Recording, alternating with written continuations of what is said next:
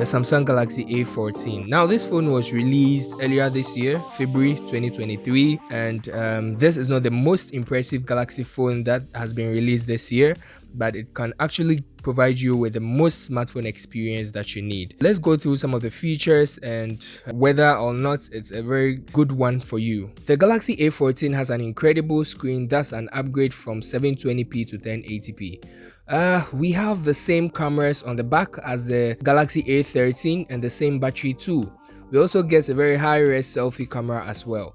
The Galaxy A14 brings a design that is similar to this year's flagship models.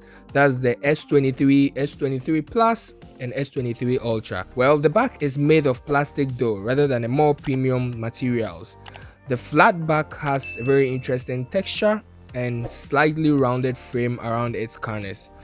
The phone feels quite grippy enough, and the Galaxy A14 comes with a 6.6-inch LCD display, 1080p resolution at 90Hz refresh rate with a pixel density of 400 pixels per inch. This has made the A14 screen much sharper, and hey, it's an LCD display here, but it still gives you the amazing colors, decent contrast, though you do not have the option to choose from the display settings. The 90Hz refresh rate makes your movements and swiping on the screen much smoother than it will be on a standard 60Hz. Now, the storage. This is where most of you guys are so much interested in.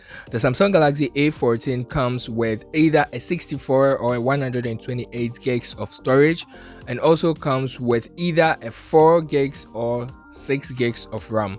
Now, I recommend that if you are going for the 64 gig of storage, then you can get the 4 gigs of RAM. But if you are going for the 128 gigs of storage, then you should go for the 6 gigs of RAM, because I think that will help. Now, in terms of battery and performance, the Galaxy A14 really performs well.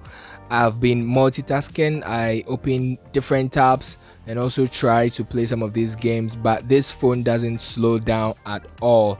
It's not the best, but considering the fact that it's a mid-range low budget phone, it's very good for the price. And guys, I think it's something that you can look forward to if you're looking for a low budget phone, but then for a very good performance. Battery is 5000 milliamps and can stay up to 2 or 3 days, and also supports fast charging. Now, the camera setup on this phone, as I mentioned before, looks exactly like Samsung's new flagship, the S23 series, but this phone has a 50 megapixel main camera, 2 megapixel macro lens, and a depth sensor.